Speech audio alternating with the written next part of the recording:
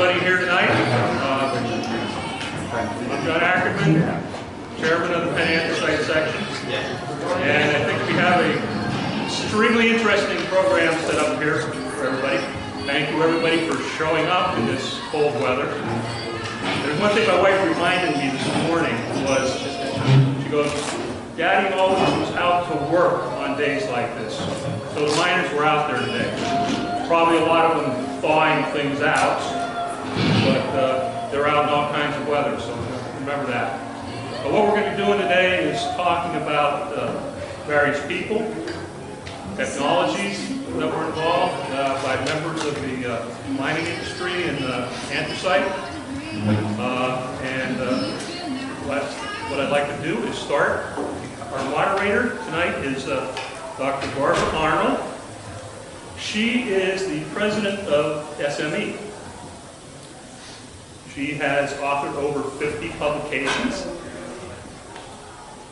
She, education-wise, she's a Penn State grad, BS, MS, and she has her PhD in mineral processing. So she also is the Pittsburgh Section Appalachian Plateau Subsection Secretary. So she keeps doing a lot. But Barb's had an awful lot of awards over the years. In 1992, she was the Coal Division J.W. Warmer Young Engineer Awardee.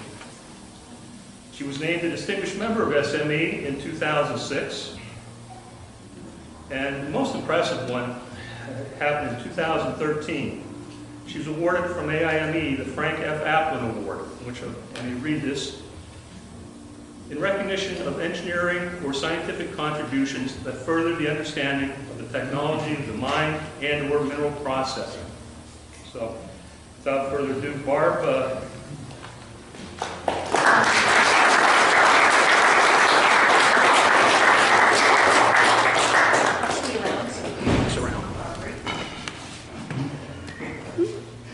Well, good evening. It's my pleasure to be here. I hope I'm not going to block anyone from seeing the screen.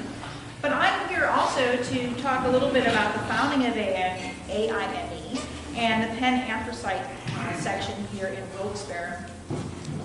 We're celebrating the 250th anniversary of anthracite this year, and this program is part of that year-long event.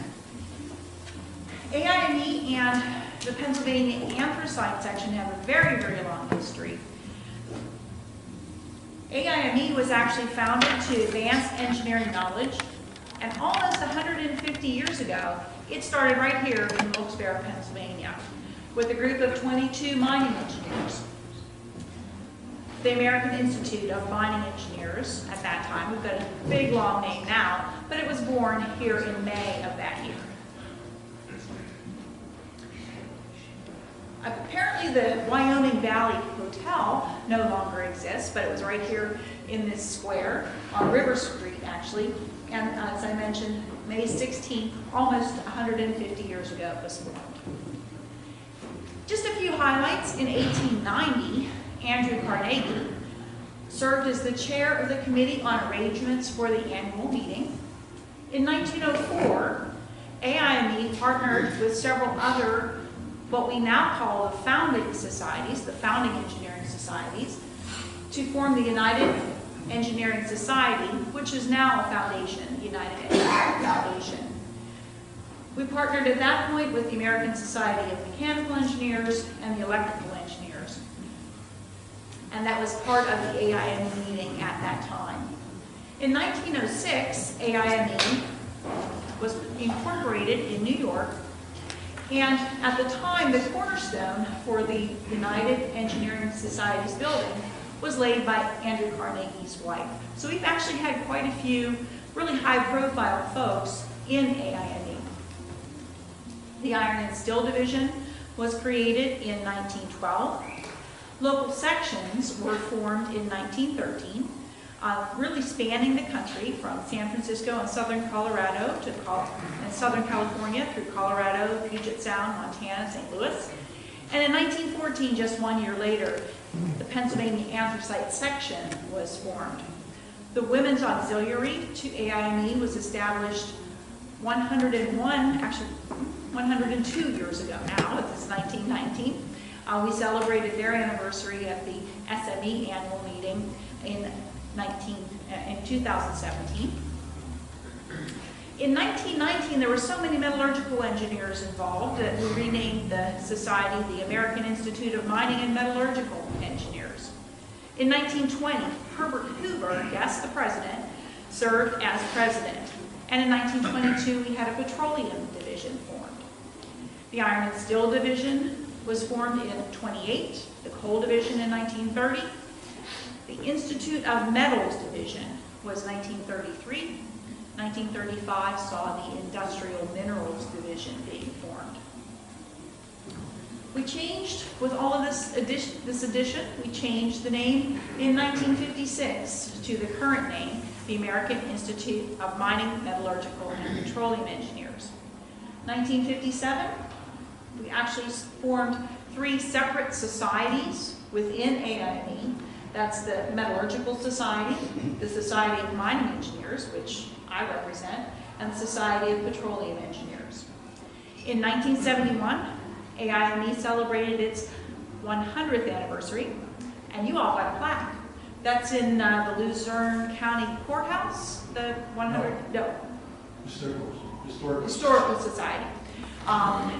You would actually be able to see this plaque in the Historical Society celebrating the 100th anniversary of AIME.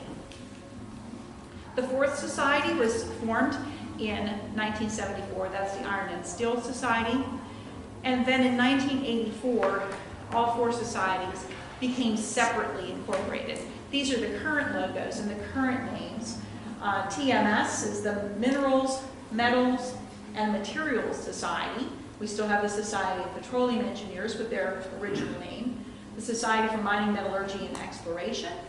And then AIST is the Association for Iron and Steel Technology. In 1996, AIME celebrated its 125th anniversary, and you got another plaque.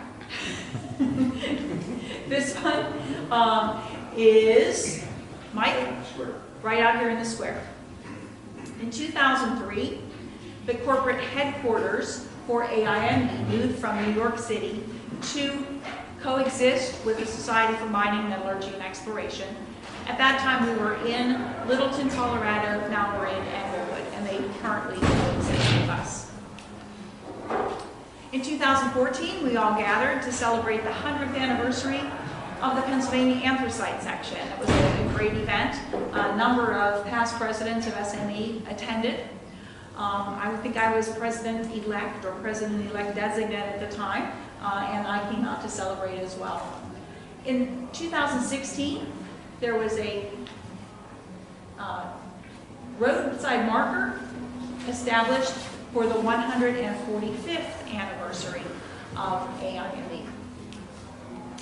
And I didn't get a picture of it, but these are all the coordinates for it.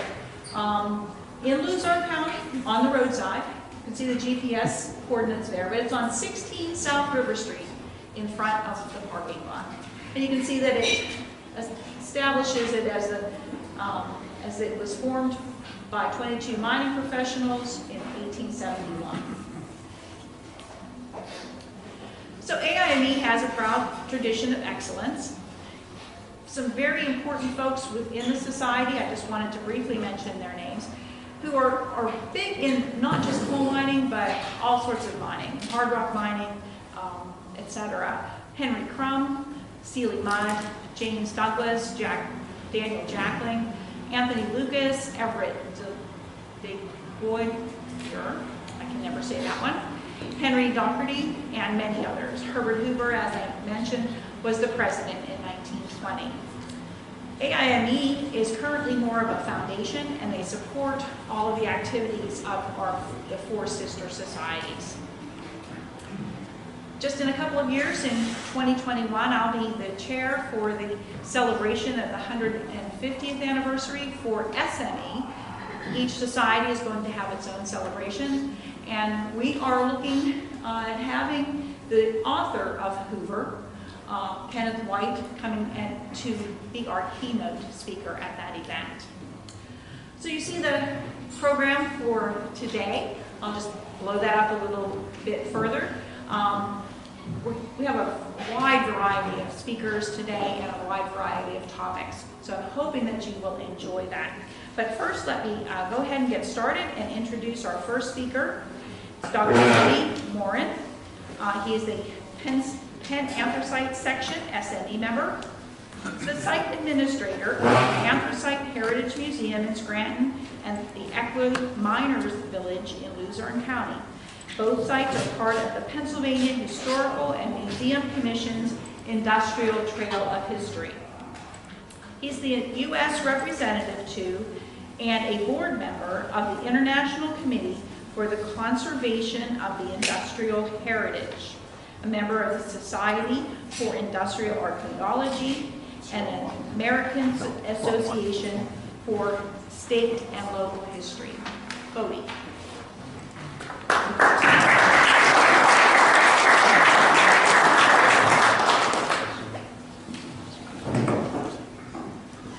So it's yep.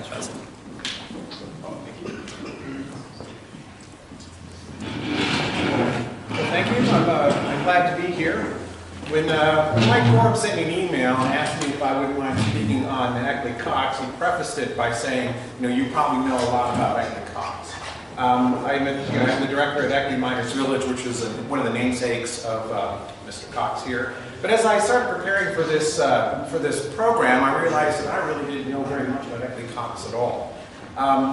In short, 56 years, he had a number of accomplishments in a wide range of fields, and we could sit here and spend all night just listing, bullet by bullet point what he's accomplished. So what I'm going to do today is kind of give a brief overview of his short life and his impact on this region. And as we go through, I think that one of the things that I found is that the ideas of education and conservation really drove a lot of what Eckley Cox was and what he accomplished and what he strove for. Eckley was born to a well-established family with ties to the Royal Court of England. Dr. Daniel Cox has been cited as a doctor to Queen Anne and a landowner and governor of West Jersey in the Americas. Daniel Cox Jr. came to the Americas in the early 18th century and took charge of his father's possessions. Daniel Cox married Sarah Eckley, and their son William and his wife Mary Frances had Tench Cox, who was born in Philadelphia in 1755. Tench Cox had an influential political and economic career and served as a delegate from Pennsylvania to the Continental Congress. His interest in economics led him to co-author the 1791 report on manufacturers in the United States with Alexander Hamilton, and served in several federal positions under George Washington and Thomas Jefferson. He also led the Manufacturing Society of Philadelphia. Cox's observation of the early American economy led him to purchase 80,000 acres of land in northeast Pennsylvania after the founding of Anthracite at Summit Hill. He also wound up owning 300,000 or 400,000 acres in North Carolina as well. He died in 1824. Tench Cox's son, Judge Charles Cox, served as the executor of his estate. While he remained in Philadelphia for most of his life, he did manage a number of mine leases up in this area.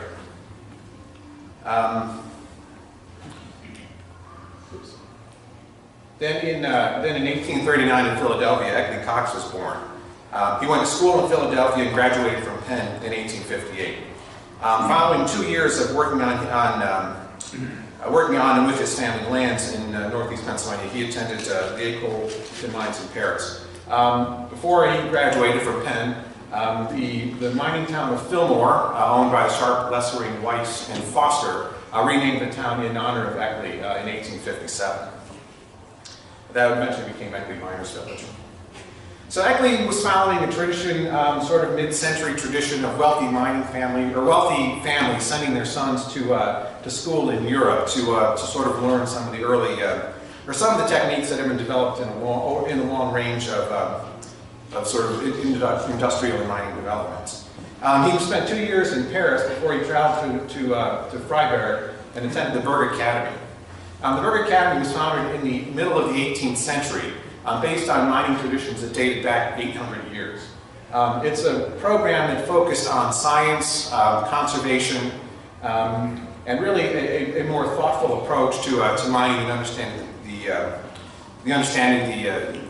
underground resources. And in this university in the 1850s and 1860s, several prominent Americans attended. They included James Haig, Arnold Haig, W.W. Keyes, Edward Peters, Anton Ehlers, Richard Rothwell, Roster Raymond, and Eckley Cox.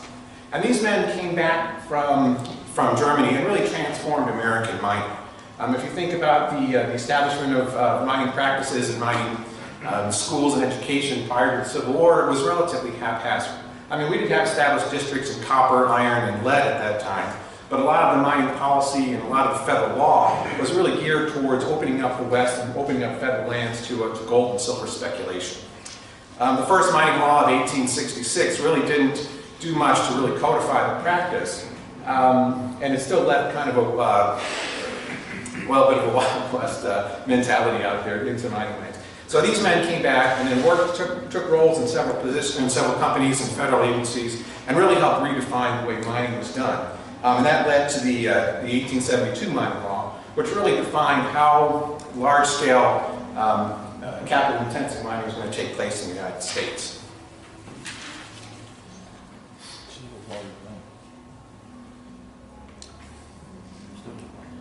So then in the 1860s, Eckley Cox came back to the United States. In 1865, he organized Cox Brothers to manage his family's lands up in this area. 1865, he partnered with, he worked with Asa Packer to found Lehigh University in Bethlehem. And then in 1869, he married Sophia Francis, and they moved to a large house in Drifton, which still stands today. Probably the most significant event for this organization is the 1871 founding of the AIME, just down the street from us here. I think that the founding of the organization sort of fits in with general trends in American industry and American economy at the time. We were a growing nation, but a lot of our growth was really tied to the development of mineral resources in the United States. I mean, a lot of what we developed, and a lot of what we produced by 1900 was really due to the iron resources, steel production, copper, and other minerals. And I think that the founding of the society really fits into that theme, and also really highlights some of the ideas that came out of Freiberg, the ideas of conservation and management and science. So I'm going to read the sort of the opening statements to they were published in the transactions for that first meeting. The development of the mines and metallurgical works of this country during the last few years requires that advantage should be taken of the accumulated knowledge of engineers, superintendents, and others, and mastering the problems which are constantly presenting themselves for our actions. Among those may be mentioned the consideration of more economical systems of mining, improved methods of transportation, the mechanical preparation of coal and other minerals, the various metallurgical processes, and in fact every question tending to the attainment of the two great objects, which are the more economical production of the useful minerals and metals, and the greater safety and welfare of those employed in the industry. In European countries, where the arts of mining and metallurgy have long been the subject of most careful study, no means have been found so effectual in attaining the end above than through the medium of institutes, associations, or societies composed of those engaged in these occupations by the periodical publication of essays or papers. So I think that this really shows the sort of the direction and the creation of a profession, the mining engineering profession that sort of came out of this era. I think it's interesting to note that other than the American Society for Civil Engineers, which was founded in the 1850s, this was really the first engineering professional society, and then followed by the ASME and the AIME at the time. So then in the 1880s, he had a busy decade. He founded the Industrial School for Miners and Mechanics in Drifton that eventually became MMI in Freeland. He opened the Drifton Hospital in 1883, opened St. James Episcopal Church in Drifton in 1883, served as a Pennsylvania State Senator from 1881 to 1884. Well, he was elected in 1881 and then served through until 1884. And he was also the commissioner of the Second Pennsylvania Geological Survey. Again, these really echo his commitments to education and conservation. And I think even if we consider welfare of workers and welfare of people around him, that in a sense is a conservation ethic as well. Then in the 1890s, he continued on. He created the Delaware Susquehanna Schuylkill Railroad. He was president of ASME from 1883 to 1894, and then he died very young at 56 in 1895. And then I also discovered too today that he was vice president of the Historical Society here in Luzerne County. So I think that Eckley had a significant impact, and had he lived longer, I'm sure that we would have felt his presence a lot more. And he did leave behind a pretty strong legacy as well. Different sources cite that he holds over 100 or 110 different patents. Probably the most important is the traveling grate furnace, which allowed for the use of smaller particles of coal that had, before this time, had been waste, which is another conservation ethic as well. I wasn't able to find too much about it, but I guess this is a relatively common technology that's still in use today. I did find some examples of some boilers that are using this technology. He also gave heavily to Lehigh University. He was a trustee from its founding until the time of his death. His wife donated considerably to the university after he passed. The university built the Eckley Cox Mining Laboratory. Then in 1992, he was elected to the Mining Hall of Fame.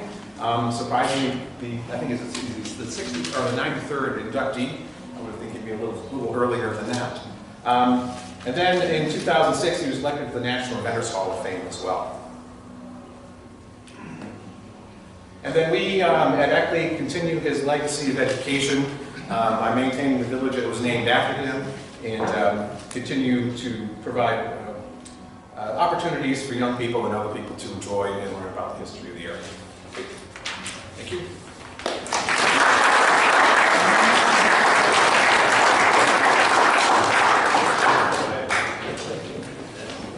So one of the founders.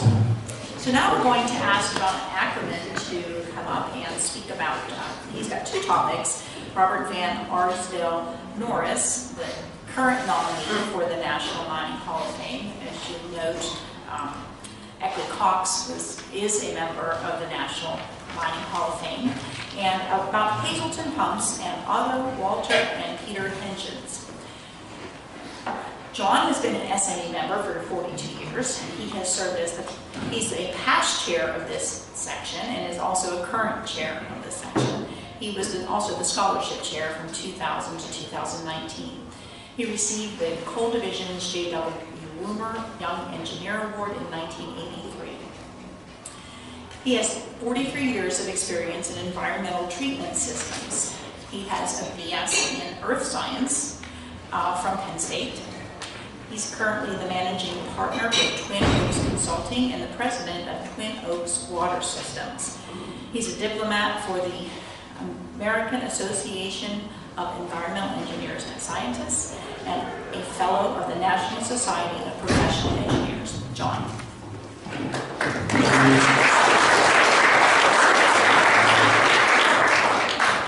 Thank you, Barbara. Okay. I learned a lot about Robert Van Arsdale Norris because my corp decided that we had to nominate him to the National Mining Hall of Fame. So, this is the results. And we did make the nomination 2 days ahead of the deadline, so not too bad. Now, Robert was a mining engineer, and he was a chairman, the first chairman of the Penn-Anthracite Section when it was formed in 1914. And he served until his death in 1928. He was born in Newark, New Jersey. His parents were Thomas and Mary Ruxton Norris. Interesting thing about that I found was he's a direct descendant of the Pilgrims, Captain John Alden and Governor William Bradford.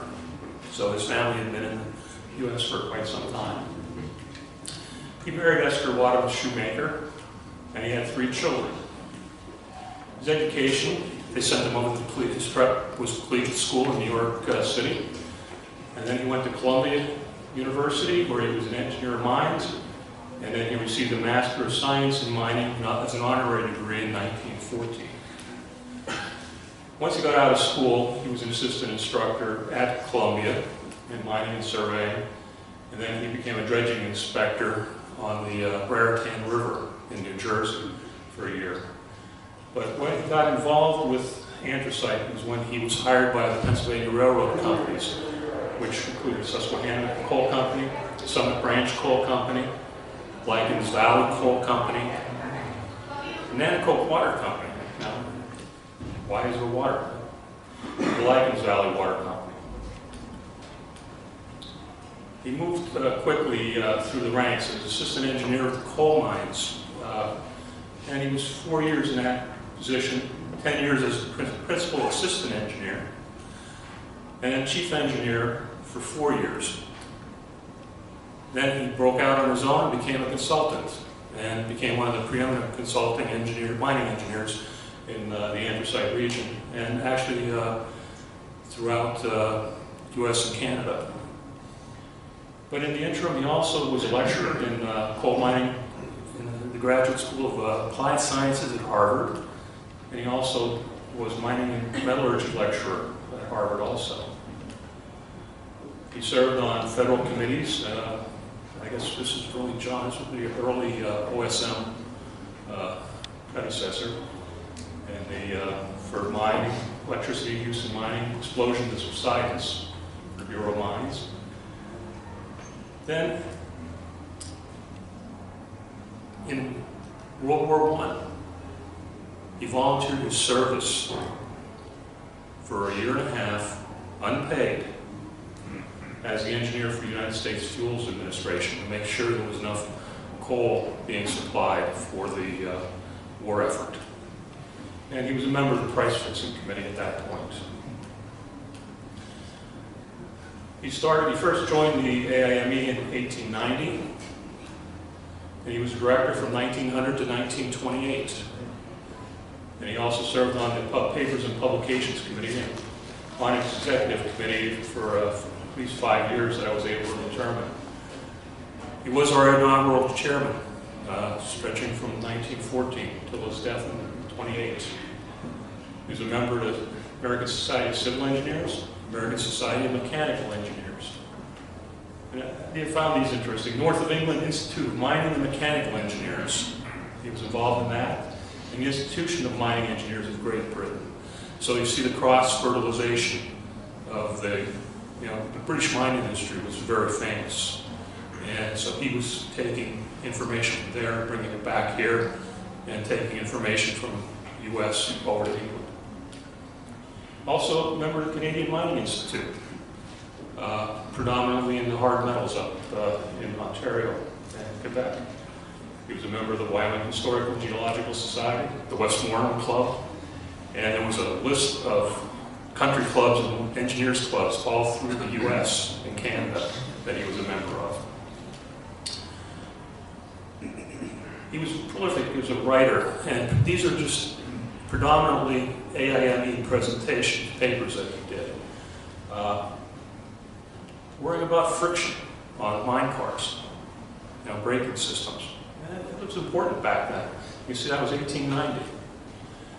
Ventilation of the mines, another important topic. You'll see several ventilation papers that are involved here. And the biggie, water hoisting in Pennsylvania-Anthracite. Everybody knows there's a lot of water that has to be moved.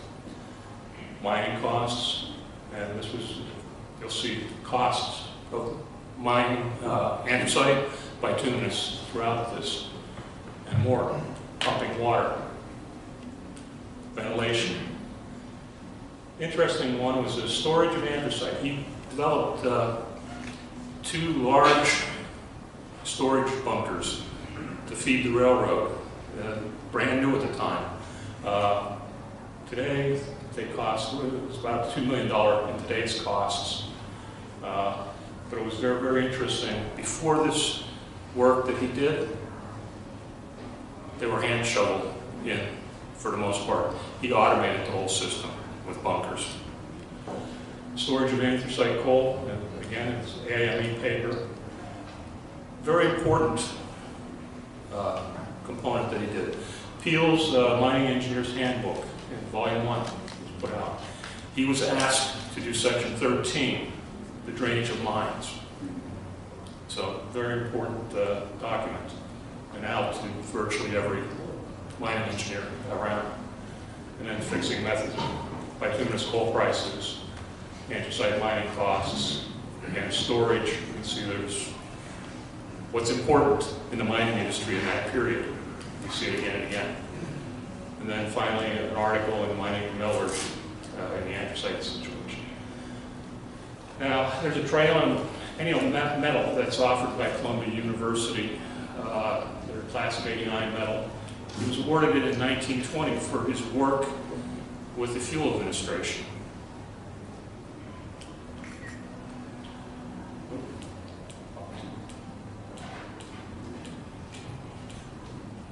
Okay, and 1928, Mike's going to show approximately where he lived at 40 South Franklin Street. He passed away in April of that year.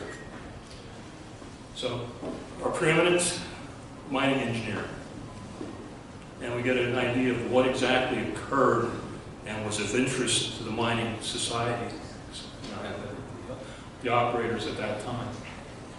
Now, moving on, I'm going to go to Hazelton Pumps, Barrett Hitchens. So, there's a lot of Barrett Hitchens people here. Gary, where's Peter? Peter's back there.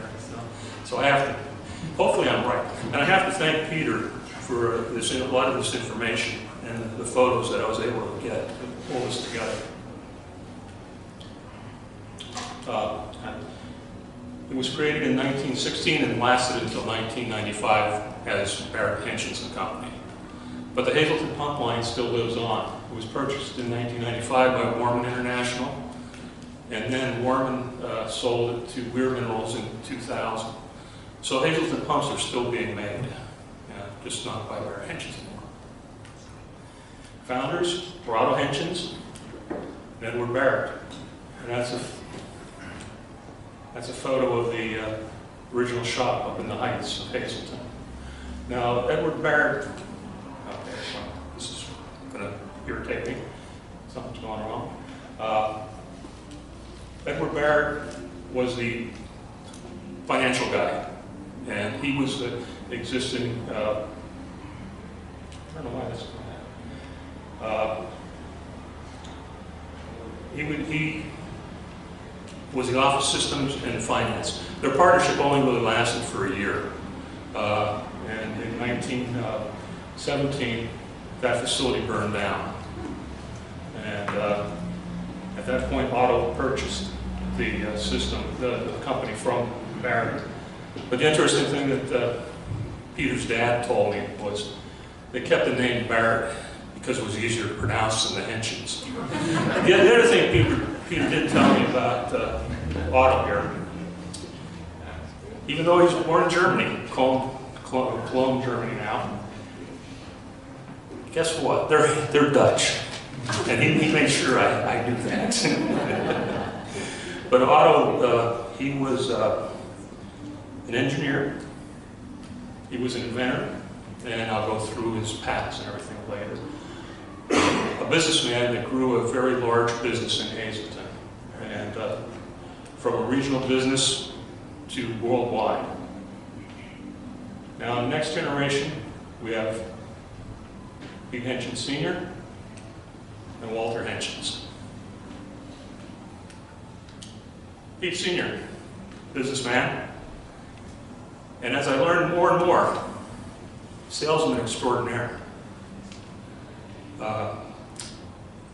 Back in the mid-1940s, when the period of the anthracite was on the decline, what they decided, they sent Peter out to Arizona to look at getting into the copper market and all the copper mines out there. And what Peter told me was that Senior went out there, got into the copper mines. There are over 500 Hazelton pumps in the copper industry alone, where they are pumping out pits and underground mines and are involved in the solvent extraction and electrowinning processes. So Pete Sr. did a great job in expanding the company and moving it along. And he was executive of Barrett Engines and a Penn-Anthracite member. Now Walter was an amazing guy. He was an engineer, inventor, businessman, executive. He was a chair of Penn-Anthracite. Became a distinguished member of SME back in '99, I believe. He was elected. And he was also a fellow of the American Society of Mechanical Engineers. Now in our third generation we have Pete Jr. and we have Grove. Now Grove was really on the operations side. He wasn't really involved with the mining as Peter was. And how many people remember Pete like this? Oh, yeah. There's some. I don't know the other guy. That's from a while ago. He gave me a current picture, and he put this one. He goes, "Hey, this is more what I looked like back then." But you know, he's a businessman. He's been involved in the pump industry from the time he graduated from college out in Arizona. Executive at Barrett Engines, and not only Barrett Engines, but with Weir and Warman also. And he was a Penn-Anthracite chair back in the 1970s.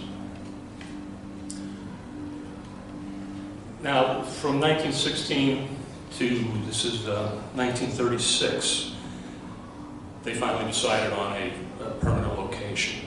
And it's on 225 North Cedar Street. This is a photo from back probably late 40s, early 50s, looking at the cars. And, but they had a machine shop right behind here. This is the office. Machine shop's directly behind it.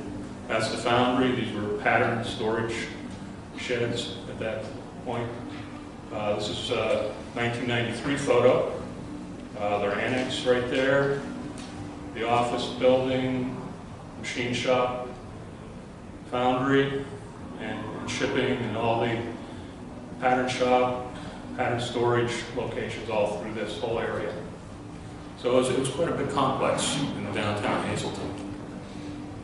Now, Hazleton products, they made horizontal, vertical, submersible pumps, slurry pumps, which are well known for, priming systems, check valves, pump controls, and then also specialty products. This is a Type HY, which was the first pump that Barrett Engines produced. It's an open impeller. For those of you that are familiar, you see there's no front shroud here. That's why it's open. The back shroud, the impeller vanes right there. And that was considered a sludge pump at the time. It was cast iron. This is a horizontal pump. This is a horizontal slurry pump. And differentiation, there were surfaces, interior, you have your casing head, the suction head, casing head, your impeller, but you have these wear plates that were produced in hard metals. And in some cases, they actually went and worked with ceramics and utilized that for abrasion resistance. Now, what Barrett Engines was originally known for was the multi-stage pumps. Otto's first patent was for the opposed impeller multi-stage pump. What we're showing here is a 5,000 gallon a minute at about 1,200 feet of head at New Jersey Zinc's Friedensville operations down in Center Valley, south of Allentown. And that was a mine dewatering pump.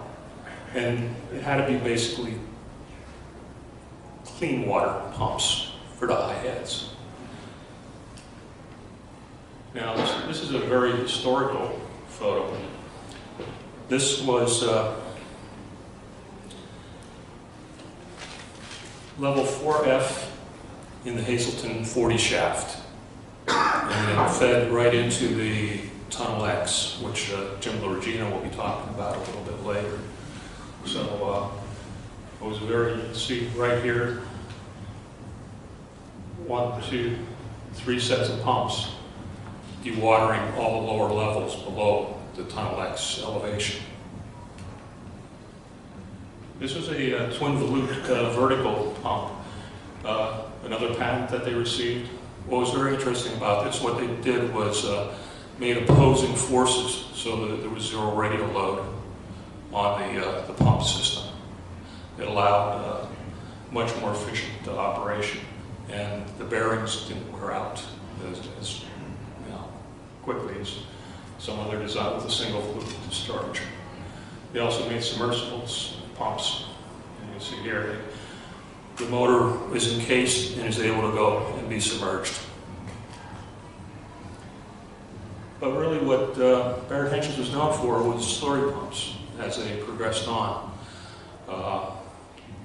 This was the first of their wood-lined pumps. And you can see what they fitted. These were all pieces of oak, hardwood, that were specially cut so that when they swelled, they were a solid piece. And what was able to, this is the earliest version to take care of abrasion resistance within the processing plants, the breakers, when they're pumping dirty water. Now I was talking about the need for multi-stage pumps and getting high heads. You can't really do that with slurries. So what you have to do is pump in series. What you see here is the first stage feeding into a second stage pump, feeding into a third stage to get the high heads available that one multi-stage pump could do if it was clean water.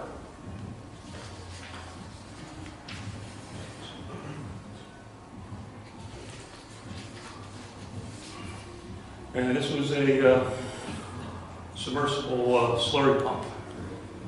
Now the difference is when they started with making the hard metal pumps, they were using things like Nyhard, which is a nickel iron alloy. They would use 28% chrome, which is a chrome iron alloy. And then it came into conditions where you had corrosive conditions also. There they were able to use duplex stainless steels. At that point, something like CD4 MCU was able to be utilized. And any of these pumps, either the horizontal, the vertical, or the submersible, could be made in these metals. They also made check valves and priming systems. You can see the size of that check valve right there. That's so when you're pumping the high heads, you don't want that water column going back down through the pump and turning the impeller off. It would spin it backwards. So you needed a check valve in each of the lines. And then control panels, very complex starting and stopping because they were looking at high horsepowers. They had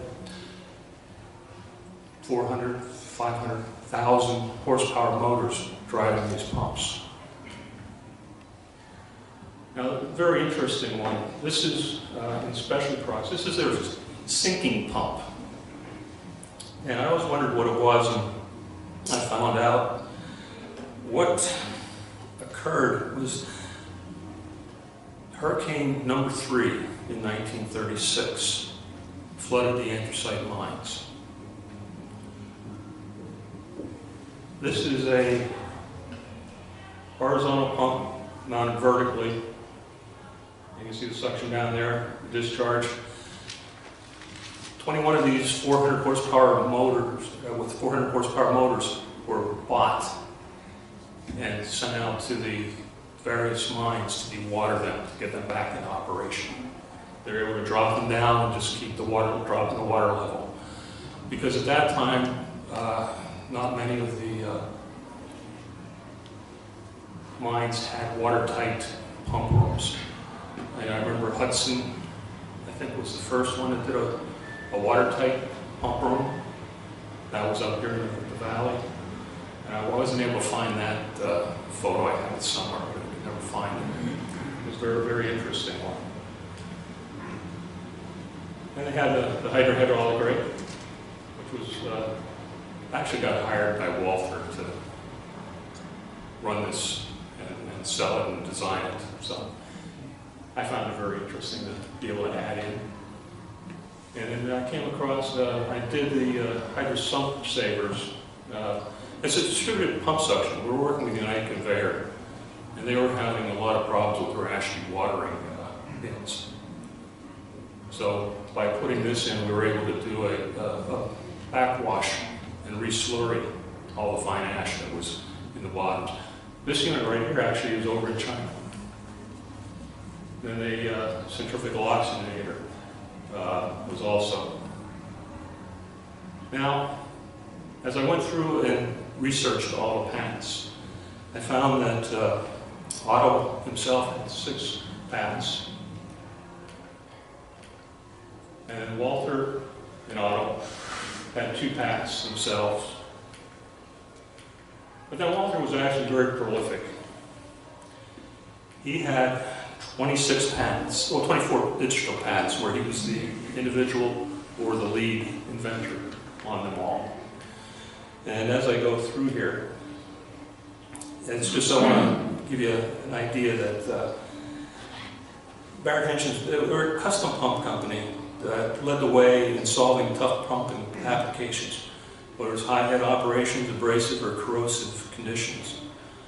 Their best selling point was always the high efficiency they were able to attain and reduced operating costs for the end users, more so than pumps like Goyne or Warman. But it wasn't just the design of the pumps that made the Barrett Henson's company very successful. It was the skills of the machinists they hired and assemblers that allowed them to have these very tight tolerances so they could attain their high efficiencies. That combined with the use of hard metals allowed the pumps to last quite a while. And you can see we had quite a, keep going, 89.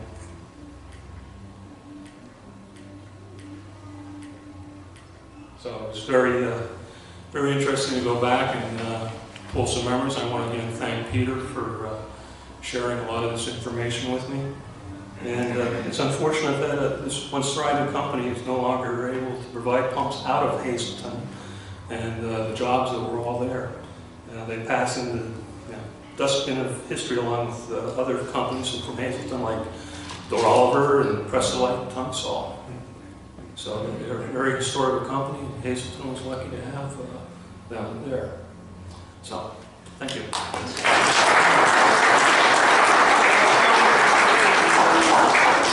Well, I know researching some of the coal preparation history, there are a lot of things that originated here in the anthracite region, or that were at least originally installed here in anthracite, and even made its way into any bituminous mine. Our next speaker is Jim LaRegina. He's going to speak about John Markle and the Jetto Tunnel. Jim is an SME member of the Penn-Anthracite Section.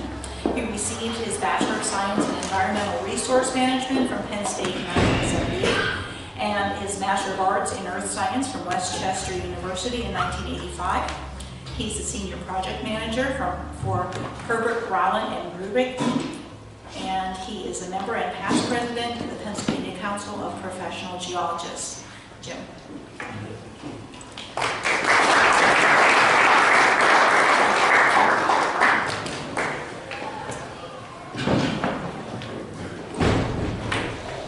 Thanks, everyone. It was Mike Core or John, you know me well back, and said, you want to do something with Jetto Tunnel? I said, sure. I started this about 30 years ago, I guess, as just kind of an interest. I can remember as a kid growing up in Hazleton, one day, probably in the late 60s, hearing about this thing called the Jetto Tunnel. And I asked my dad and my grandfather, who was a miner, what is this thing? And they said, oh, it's this big tunnel that drains all these mines around here. And one day we went out and we went to take a look at it. And I was just kind of in awe about this thing. And as time went on, I started digging a little bit more and more. A few years ago, back about 30 years ago now, that I put together a little paper for the Pennsylvania Geologic Survey. We had a field conference in Hazleton that went through the anthracite area of the eastern middle field, and I put together a paper which kind of got me on a track of doing a little more research on it. So the topic today is the Jet Tunnel as a marvel, a monument, a menace, and a means. And we'll talk at each one of these. I'll try to explain each one of those as we go along. So John Markle, we'll start with the first M, John Markle, the man. Born in 1858 in Hazleton. His father, George, was, I think at one point, originally affiliated with Ariel Pardee, who was one of the main, who was the early, basically founder of the coal industry in Hazleton. The Markles were more on the business and banking side. But eventually George, I think, got enough capital together that he became a coal operator himself. And young John, having grown up in that business, was likely that he was going to follow in Dad's footsteps.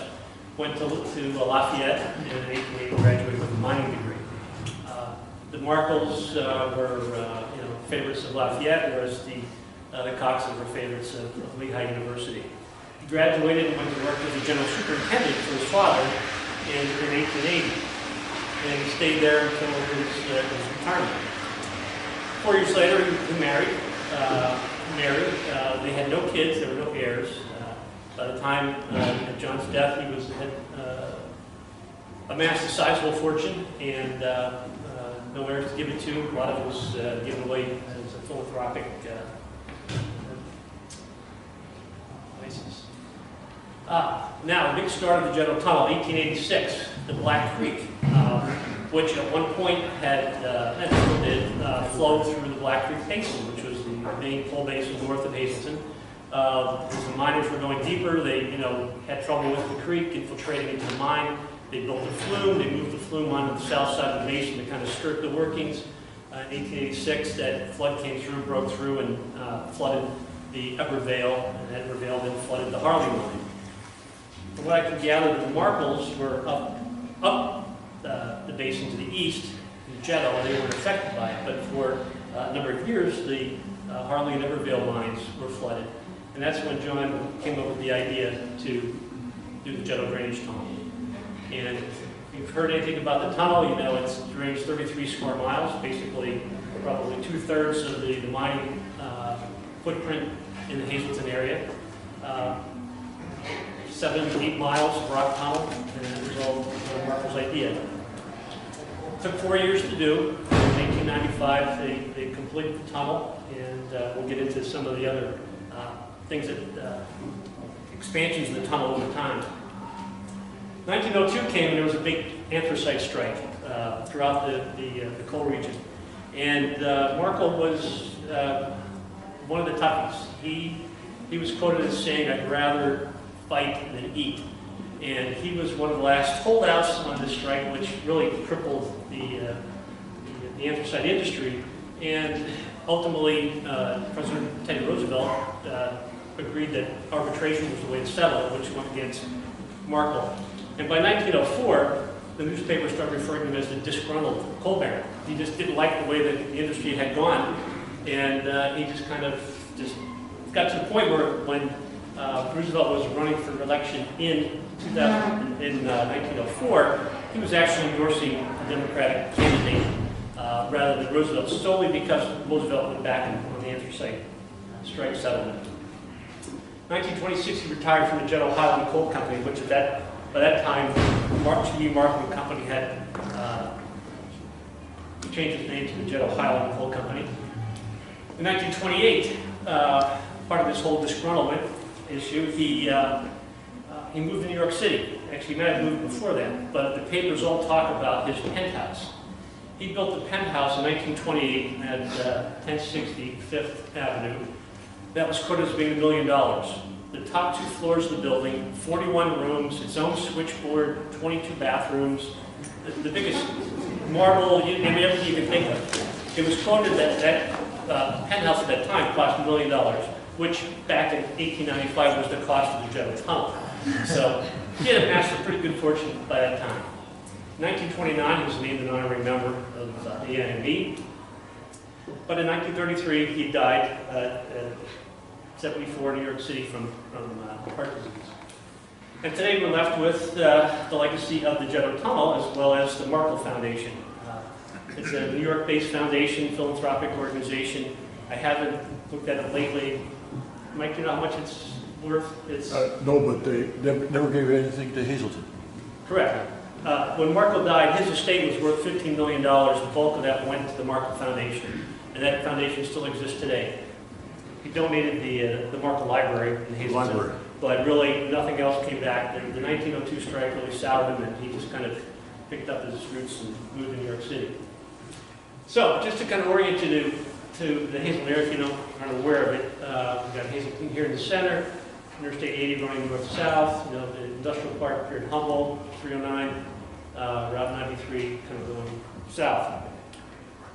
If you look at all the different the basins we have here, the Hazelton Basin, Black Creek Basin, which was the start of the tunnel, the Latimer Basin to the north, and the Jeansville Basin to the south. They're the four main coal basins that traverse the Hazelton area.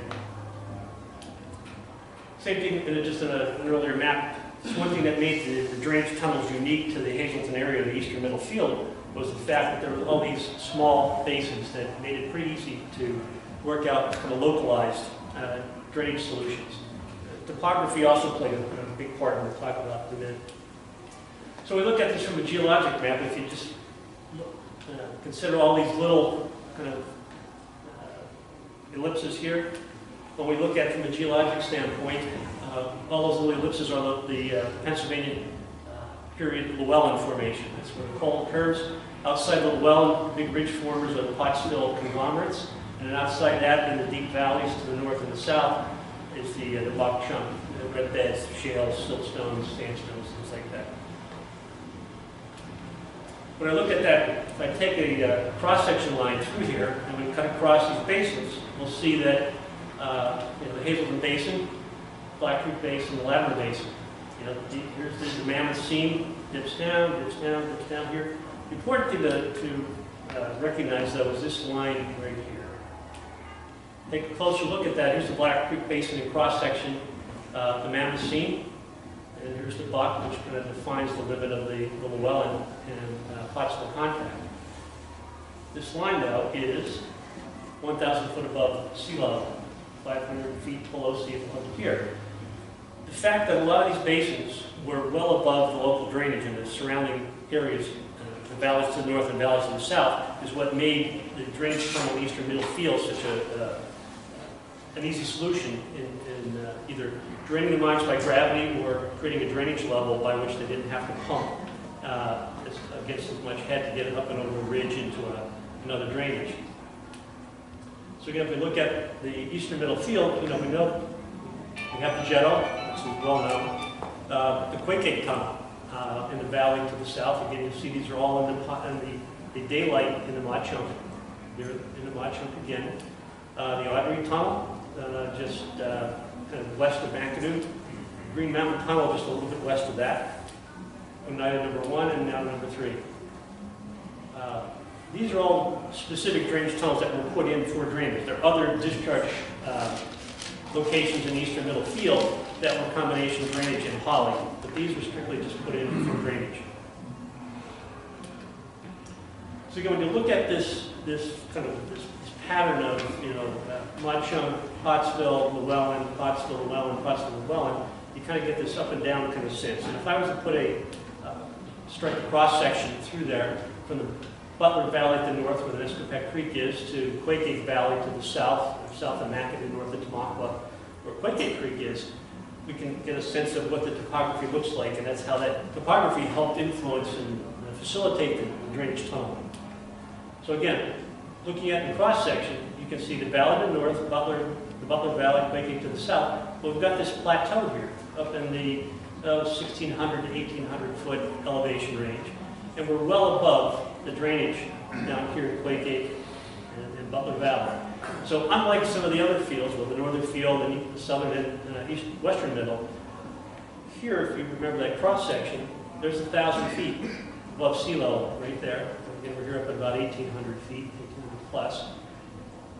And if you remember the cross-section of Black Creek, there's the Mammoth Sea well below that local drainage. And it was easy to see there, you could put a tunnel, drive a tunnel from that Mammoth and Black Creek Basin out at sufficient grade to get drainage down here to the Little Nescopeck Creek. And so you had all this coal in here that could drain by gravity, that would have to be pumped to this level and then out by gravity drainage. And for all the coal that was below the drainage level, you're only pumping from here up to the tunnel as opposed to trying to pump up over into somebody else's basin and have them deal with it, or pumping it over the side and trying to get it out of the coal measures altogether. So topography played a big role in creating tunnels, and that was what was unique to the Eastern Middle Field. You don't see that in the Northern Field, you don't see it in any of the other fields. Here's an example of the Northern Field. This is just a piece of it. Here's sea level in the Northern Field. This is cross-section, just a piece of the cross-section somewhere in the Wilkes-Barre area here, maybe a little bit south. Susquehanna River here is about 525 feet. We're down here at sea level, and this seam is still going down. If I recall right, I think that bottoms out about 2,500 feet below sea level. Yeah, that's what, 2,000 feet below sea level. So another 2,000 feet below it, here's where that basin bottoms out before it starts to come back up. So you can see where gravity drainage wasn't as prominent. There was a lot of pumping that had to go to get it up to this level here, but unlike the Eastern Middle, where you had a lot of that topography helping you drain it. So here's the general tunnel network as it exists today. Tunnel A, daylights in the Butler Valley, the Little Nescopeck Creek. That was driven up underneath the Latimer Basin, tied into the Black Creek Basin. And then Tunnel B worked its way eastward through the Black Creek Basin. And then later, tunnels D, C, and some smaller ones tied in pretty much all of the Black Creek Basin from Eckley all the way here to Hazleton. And then in later, Tunnel X was taken underneath the Stockton Mountain, or through the Stockton Mountain, over to the Hazleton Shaft, and that drained the Hazleton Basin from west here out at Harwood and Humboldt, all the way from over here more from Hazelbrook, Ashford, and so a lot of that was all drained. So how did they do it? So it started out with the first set of tunnels. Tunnel A and Tunnel B was finished in 1895. Started in 1891, completed in 1895. The next step, they started with a crew, one crew of 50 working from the tunnel, the mouth of the tunnel, the valley, up gradient into the mountain. They had a second crew that was working down to that tunnel. They put a construction slope in on the Buck Mountain vein, dipping down here, so they were able to go down to the level of the tunnel in the Buck Mountain vein and work a crew this way to meet the tunnel crew coming up from the valley. At the same time, they had a crew here. They also had crew number 3 going this way from that same construction slope, working its way to Evervale, or Black Creek Basin and Tunnel B. They had a slope at Evervale, and they started working a crew this way. All of the crews were working simultaneously. And at the Evervale slope, they had another crew working their way going east. When crew 5 was done, they took them off and put them back at Evervale to meet up with crew number 3 coming in from the south, or from the north. So you can still go up, if you take the road from 309 back to Partysville, up here you can see the rock dumps that are the old remnants of the construction slope here at Latimer. There's a lot of rock dumps here at the mouth, obviously. And if you go down here to behind the Evervale post office, there's some rock dumps as well that were the red beds that were the mud chunk. Well, actually, the spots were pulled out to construct that construction slope. Then in 1926, Tunnel C was added to kind of tie in the Eckley workings, and there's 2 smaller tunnels there, about 200, 300 feet each, to go through a barrier pillar, or underneath a barrier pillar, and tap into the west end of the Eckley workings.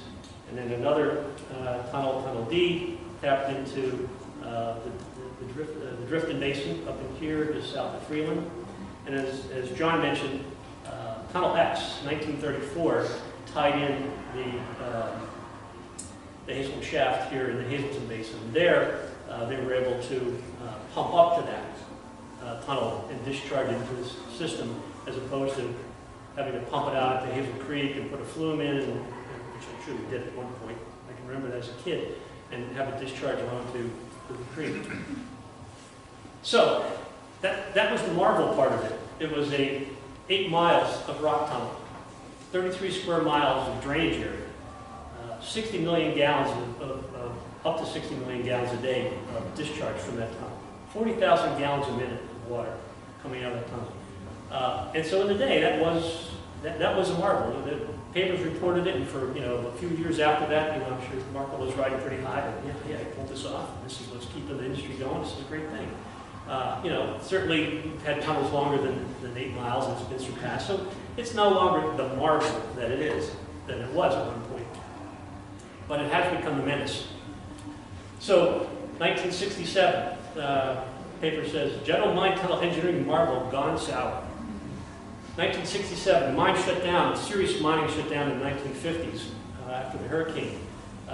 So, industry's trying to regroup, the Industrial Development Authorities got going, and miners are trying to get to work doing that. There's some stripping still going on. But people started coming around thinking, well, we don't really need this tunnel for drainage anymore. It's really dumping some, mine water into the creek. We should probably do something about it. So it started getting these headlines that, it's no longer this kind of sleeping giant that just flows every day. Mine water from the tunnel destroys the beauty of the creek. What are they going to do with it? So there's been a number of plans to try to plug the tunnel up to stop the flow. And so it's taking on this aura now, not so much this marvel that saved the anthracite injury, it's now this legacy that we're trying to deal with. So what do? As time goes on, the water authority says, we're going to treat this water and we're going to turn this into drinking water. That was admirable. It's great. They started realizing we had the cost to do it, and who's going to pay for that, and that type of thing. That was 1973. By 1989, too expensive, can't do it. So now, here's where we are. We're at the point where it's too expensive to do anything. Or is it? The means. They're looking at it from a hydroelectric standpoint. We had a presentation here at one of our meetings a few years ago about a way to turn it into, if it's going to discharge, you may as well generate some money out of that water coming out of that tunnel. And it creates some electricity. If that electricity can go to pay for some type of other investments or whatever to help treat them on water, you may as well get something out of it. So the question is, what about the monument? And believe it or not, there is a poem about the tunnel. Not so much about the tunnel itself, but about Markle, but it alludes to the tunnel. And Catherine Bestwick, in 1933, was after Markle's death, penned this poem, and this is only the third stanza of 3, but it kind of sums up, I think, where it became a monument in its time. His was a vision, his the fearless will that cut its path through massive blocks of stone, to victory and honor to fulfill, the pledge of faith within him and his own. Unfailing labors till at last he stands atop the monument of his long ascent, where as he climbed his strong and skillful hands shaped his own life, John Markle's monument.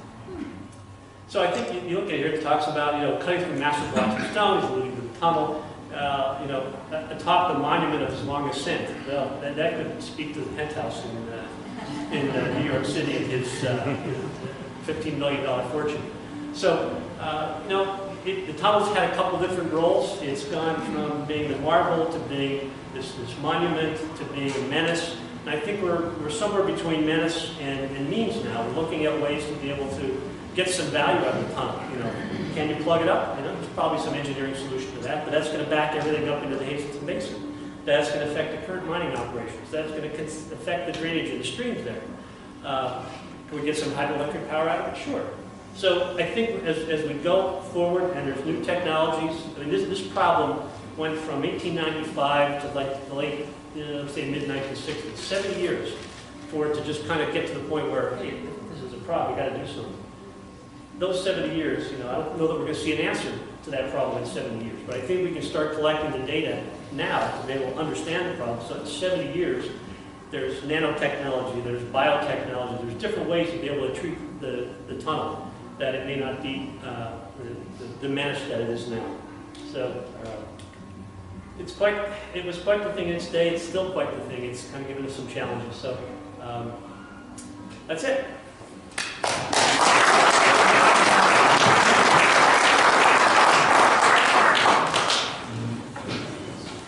So next we're going to hear about the 1909 Scranton Mine Cave investigation, Eli Connor, William Griffith, and the U.S. Bureau of Mines.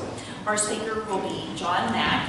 He has been an SME member for 12 years, a past chair of the Penn-Anthracite Section, and is currently the Penn-Anthracite Section representative. He had a Bachelor of Science in Mining Engineering from New Mexico Tech, an MBA from New Mexico State. He is a mining engineer with the Office of Surface Mines. John. Well, thank you, Barb. And as Barb said, tonight I'm going to do a brief history of the U.S. Bureau of Mines, talk about one of their most notable projects, which was the investigation of the mining underneath the city of Scranton that came out in 1912, and I'll discuss several notable characters we meet along the way. So the Bureau of Mines existed from 1910 to 1996. It was first proposed in 1865 to develop western minerals. In 1869, the Avondale mine fire, which killed 110 miners, spurred a lot more interest in the national organization, although it did cause the first state inspection law in Pennsylvania. And the mines were being noticed for bad reasons. From 1870 to 1913, there were 6,000 mine disasters, and 49,000 miners were killed. Finally, in 1910, with the Organic Act, the U.S. Bureau of Mines was created. Its main functions included scientific investigation related to mineral processing, utilization, conservation, and economic development. However, its first director, Dr. Joseph Holmes, was much more interested in safety, and his motto was safety first. He really got at it quickly. The safety strategies included quick response with rescue equipment, safer mining methods, first aid and safe mining practices, and he was very focused on training miners in mine rescue. So much so that the following year in 1911, he had the first mine safety and rescue contest at Forbes Field in Pittsburgh. Thousands attended, and seated there is President Taft, and that's Dr. Holmes himself. So within a year, he had generated all of this energy about safety. Later on, the Bureau conducted lab research on the prevention of fires, explosions, rescue apparatus, roof support, better lamps and electrical equipment. And they created 6 mine rescue stations and converted Pullman cars into mine safety cars. Car number 1 was Wilkes-Barre, Pennsylvania. And these cars were dispatched immediately to any mine disasters throughout the country. He developed illustrated safety bulletins and circulars with photographs for non-English speaking foreign miners so they could learn by pictures. He established a site at Brucetown, PA for testing the explosive nature of coal dust and methane gas. And when not dispatched, the cars were used for training. By 1920, 89,000 miners had been trained, and they continued at the large contests like they did in Forbes Field. There's a mine rescue car with Dr. Holmes and 3 people being schooled in rescue equipment. By 1920, 11 experimental and 7 safety stations have been established nationwide. The Bureau expanded beyond mine safety to research projects on extraction, conservation, use of energy, as well as metallic and non-metallic minerals. They published the mineral production statistics in the Minerals Yearbook, and they provided research for the Strategic Minerals Act to develop resources for defense and industry during World War II. They also developed equipment, that's a piece of haulage equipment, actually a conveyor for the anthracite fields. And the Anthracite Research Lab opened in 1950, The decrease in production led the Federal Anthracite Commission to revitalize the industry by developing methods to lower cost and increase productivity. They developed new mining equipment and systems, as we saw in the previous slide. Anthracite effectiveness in boilers and stokers was studied, as well as control and extinguishment of underground mine fires. They had water problems. At one point, they had to pump 19 tons of water for every ton of anthracite recovered. And they had a huge project designed called the Conowingo Tunnel, which was 146 miles, and would drain the 4 anthracite fields at a cost of $350 million. But coal mining was on the decline. The Knox Mine disaster in 1959, which killed 12 miners, plus competition from lower-cost fuels, signaled the decline of anthracite. And here's the path of the Conowingo Tunnel from up here around Troop, Pennsylvania, down through Scranton, Wilkes-Barre, then heading down south. It picked up the eastern middle anthracite field and the western middle and the southern field. So ostensibly, it was attempting to drain all 4 anthracite fields, carry the water down and dispose of it in Conowingo, Maryland, down to the Susquehanna down there for our friends in the Chesapeake Bay. But it was never completed. After several post-war attempts, major safety changes came with the Federal Coal Mining Safety Act of 1969. In '74, the Interior Secretary created the Mine Enforcement and Safety Administration to implement the act, and 3,000 Bureau of Mines inspectors were transferred to Mesa. And this started the lack of interest and the withering away of the Bureau of Mines. In 1977, the Federal Mine Health and Safety Amendments Act consolidated coal and non-coal health and safety regulations, and Mesa was transferred to MSHA, which was the Department of Labor. In 1977, the Office of Surface Mining Reclamation and Enforcement was created to implement environmental regulations enacted under SMACRA. By 1979, the Department of Energy was created and took $60 million out of the Bureau's budget. So as you can see, little by little, other agencies are taking away its duties. The energy crisis of '73 and '79 resulted in oil and gas research being transferred to the new Energy Research and Development Administration. Also in '79, the U.S. Bureau of Mines Minerals Environmental Technology Research Program had many successes. So even though it was losing a lot of work, the Bureau of Mines was still doing nice work. They did wetland construction to control metals and AMD, vitrification to lock hazardous components of municipal refuse and glass beads and place them in landfills. Northeastern Pennsylvania demonstration projects to extinguish mine fires, eliminate coal banks, and stabilize subsidence-prone areas were undertaken. The Bureau conducted mineral assessments in wilderness areas.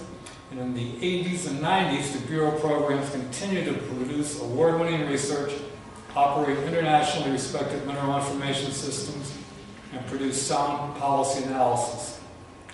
The previous transfer of Bureau functions to other agencies, Mesa, MSHA, and OSM, caused the loss of the dominant role, and congressional support weakened.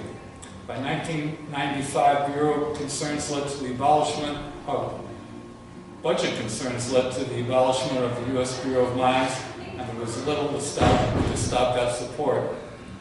So it ended around '95, and actually a lot of the employees were absorbed into the other agency, although there was no official merger.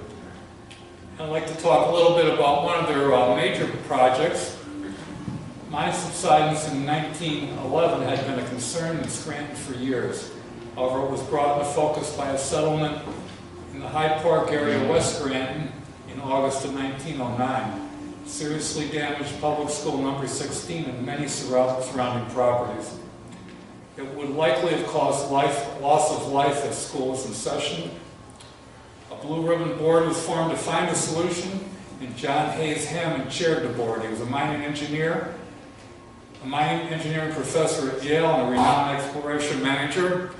And one of his most notable accomplishments, he was sentenced to be hanged during the Boer uprising in Africa, although after a short stint in prison, they got him out and got him back home. In 1912, the U.S. Bulletin 25 Mining Conditions under the City of Scranton was published.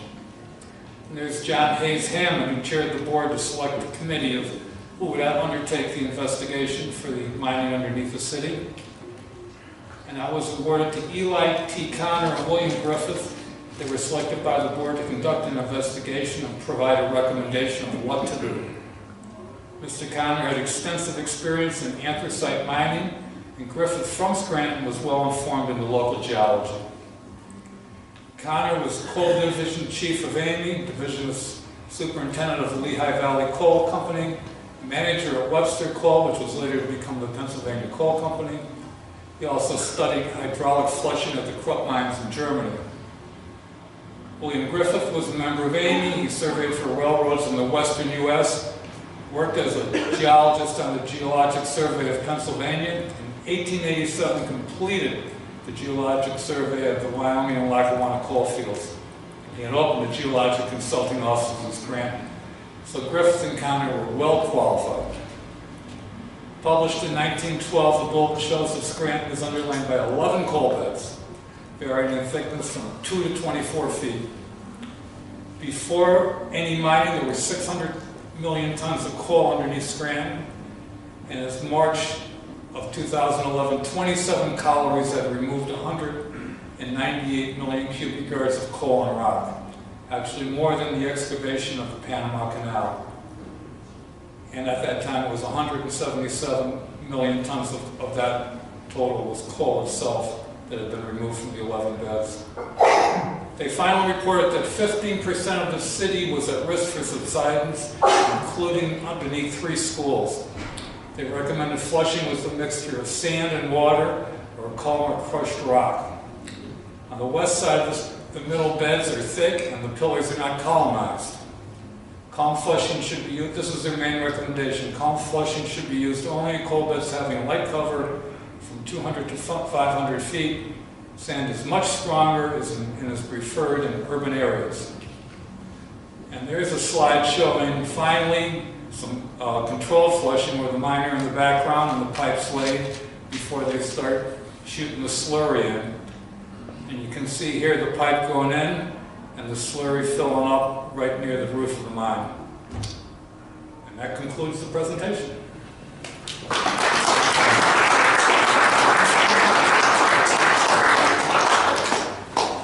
Our next speaker is John Voigt. He's from Clark Summit, Pennsylvania, is a registered member of SME, and has been an SME member for the past 49 years. He's a past chair of the section and is currently the first vice chair. He has 45 years of experience in salt, mostly with underground salt mining. He has Bachelor of Science in Earth Science from Penn State and MBA from the University of Scranton. He's the president of Voigt Mining and Geotechnical, Inc. since 1998. He specializes in underground salt mining geology, water leak control, mine safety, and risk avoidance. He's the executive director of Solution Mining Research Institute since 2004 and is an emeritus member of the Society of Exploration Geophysics. He's going to tell us about international correspondence schools and Rufus Foster. John.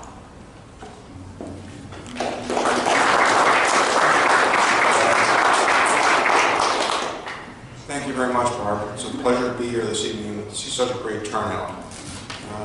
I thought I knew quite a bit about some of these things, and they're filling in a lot of gaps that were missing. What I'd like to do is set the timetable here for how the 1870 to 1930 period was influenced by the international correspondence schools and Rufus Foster, who was the chairman of the Anthracite Section. In 1870, Thomas Jefferson Foster founded the Shenandoah Herald, and also called the Mining Herald in Schuylkill County. And Thomas was an experienced coal miner, a Civil War veteran, and he was really interested in improving the safety and health of anthracite miners from what he had seen firsthand, and he used his newspaper as a platform to get this done. In 1871, the section here, as a couple people pointed out, was founded right here in Wilkes-Barre. 1874, Thomas Foster's cousin, Rufus Foster, joined Thomas working on the Colliery Engineer, a respected national mining publication, which would later evolve into International Correspondence Schools. Okay, to put this in perspective, and a lot of us read the papers, we've heard horror stories about what it was like to be an anthracite miner 100, 150 years ago here.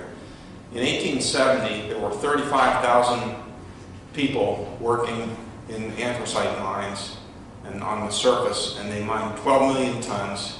They had 211 fatalities, and the Pennsylvania Bureau that reported all this information reported it as 5 fatalities per 1,000 workers at these mines. And that worked out to 60,000 tons for every life lost. In 1885, as one of the previous speakers pointed out, Pennsylvania passed the Mine Safety Act that required that mine foremen and responsible supervisors in the mines had to be able to pass a test to show that they knew what they needed to know to do the job safely. In 1897, the coal industry here, in the anthracite industry, the employment jumped all the way up to almost 150,000 people working at anthracite mines. Their production almost quadrupled from what it was in 1870, up to 47 million tons. The fatalities jumped to 424. And again, that worked out to 3 fatalities for every 1,000 workers and 100,000 tons mined per fatality. These are extraordinarily, they're terrible numbers to listen to, and to put it in perspective for what it is now, it's not even in the ballpark. It's a much, much safer industry than it was then. But it's taken a lot of time and a lot of people's effort to get it to where we are today. And I want to show you that some of the people that were involved in our section here over these years were people that got us to where we are today and improved the industry and the whole United States as a result. Okay, in 1890, Thomas Foster founded the International Correspondence Schools in Scranton, where he had moved his newspaper.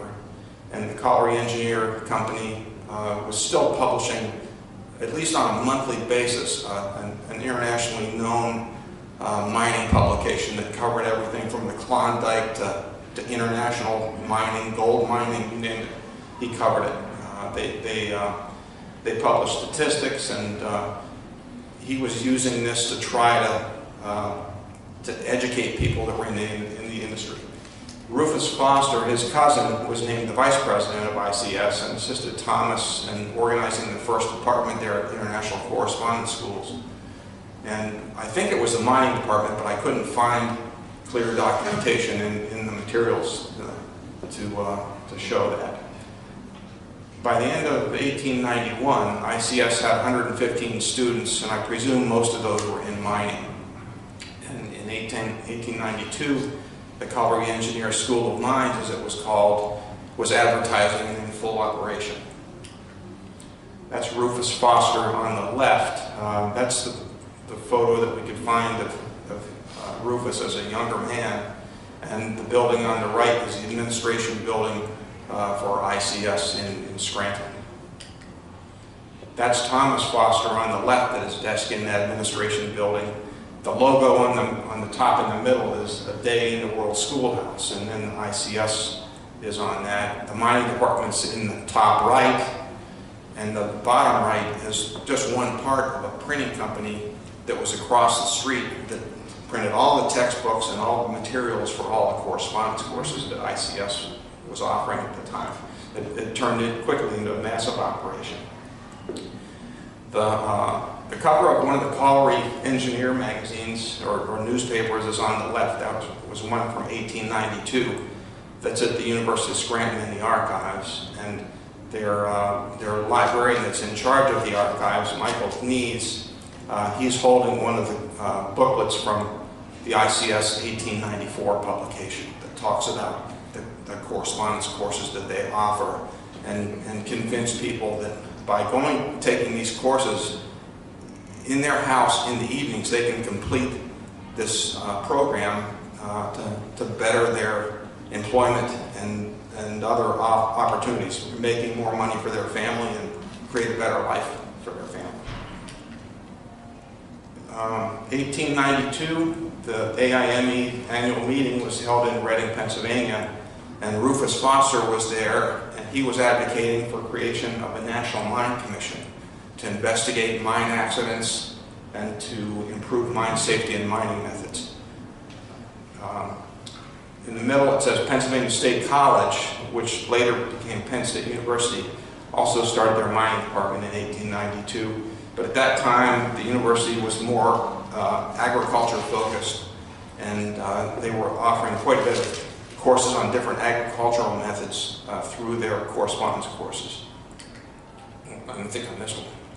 1896, the Federal Department of Mines, as John just pointed out, they were created, and that evolved in 1910 into the U.S. Bureau of Mines. But you can see that's 4 years after Rufus Foster is going to the National Mining Convention, and people in AIME were advocating for creation of a national commission to help with mine accidents. So part of that drive came from right here in this county.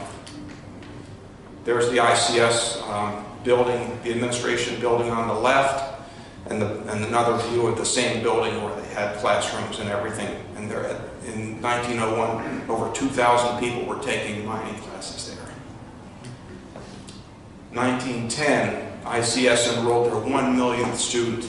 It's amazing. They probably offered 100 different classes, and they're all listed in these books that the University of Scranton has in their archives and other people have online. Thomas Edison authored one of the ICS courses, and it wasn't too much longer after that he invented the battery-powered miner's cap lamp to eliminate the flame miner's lights that created so many explosions.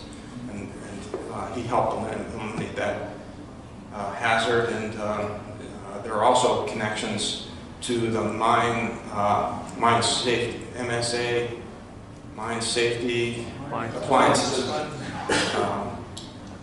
So that's also got Pennsylvania ties. And in the 1910 brochure for ICS, they pointed out that Theodore Roosevelt had actually been visiting the ICS schools to learn the correspondence method of learning. And ICS officers at that time that were printed, Thomas Foster was the president, his cousin Rufus was the vice president, and the other guys on there I don't recognize, but there were other officers that were also listed in the same brochure.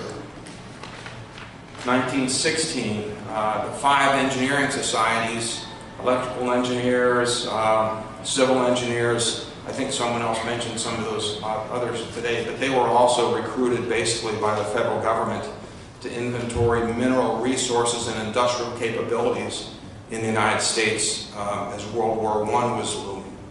And Rufus Foster was appointed to the people from Pennsylvania that were able to go in there and help get that done at no cost to the government.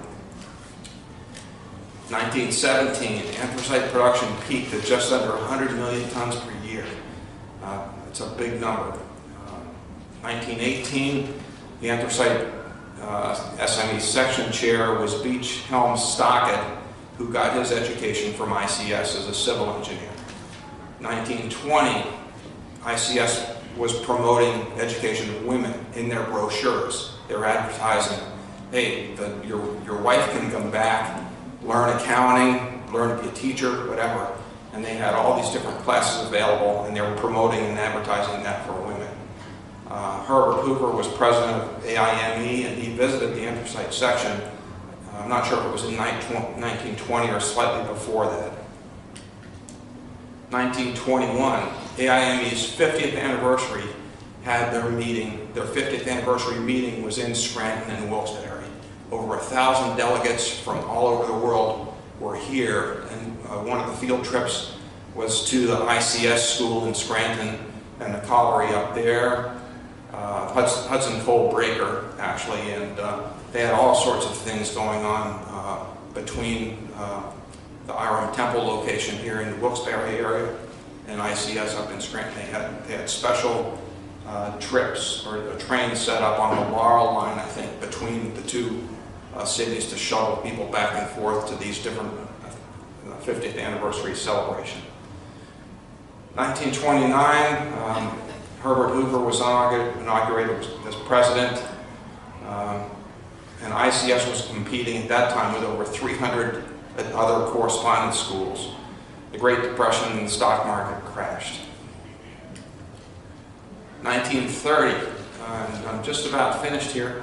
Rufus Foster, who was our section chair and taught mine surveying at ICS, he died in Scranton at the age of 74, and he had begun working in the engineering department at Philadelphia in Red and Coal and Iron, then went to work with his cousin on the Colliery Engineer newspaper, and did a lot to promote education of people in the mining industry, and everything from teaching mine surveying to acting as vice president of ICS. And that's his brother, or his cousin Thomas, who actually was the founder and president of ICS. There is a state historical marker up there on the site. At least I couldn't find it in the Google Maps pictures, and I've driven by that a lot. I've never seen the marker, but I'm going to do some poking around and see if I can track it down. The ICS location and the original building is actually Scranton Prep now. And the Scranton Prep turf soccer field across the street is where ICS had their international textbook printing operation. Right there. I've driven by it 100 times, had no idea it was there. And that was the way it looked at the time. That's looking down Wyoming Avenue, and the cross street is ash. The building on the right is still there, and the soccer field, or the turf field, is where the building on the left is. Thanks very much for your attention.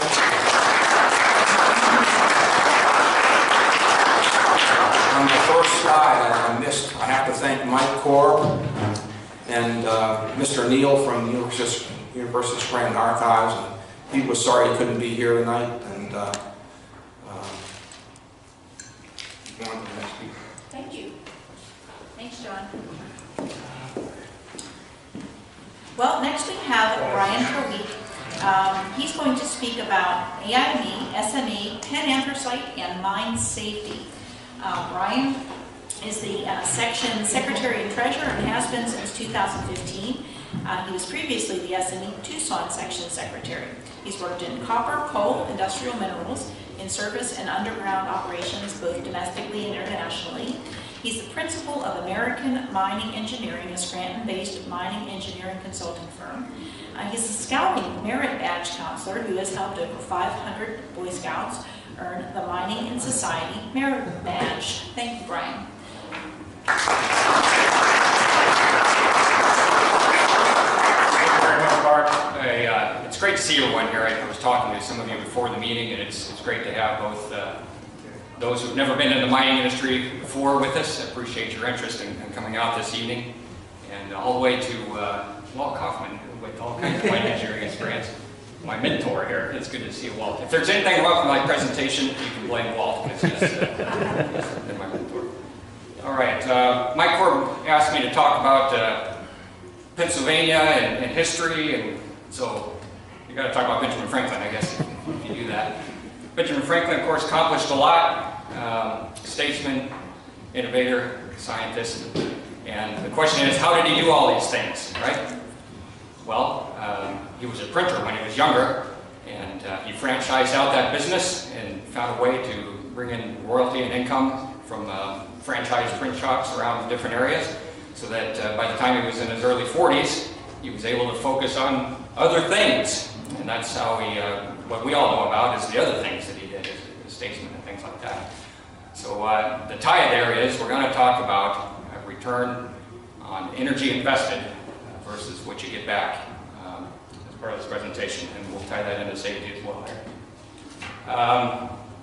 Ben Franklin, you could say, was the top of Maslow's hierarchy. He was accomplished, you could say, his full potential. All of us have that aim. But before you can get to that peak and become all that you're capable of becoming, of course, you have to meet some basic needs before then, as Maslow taught.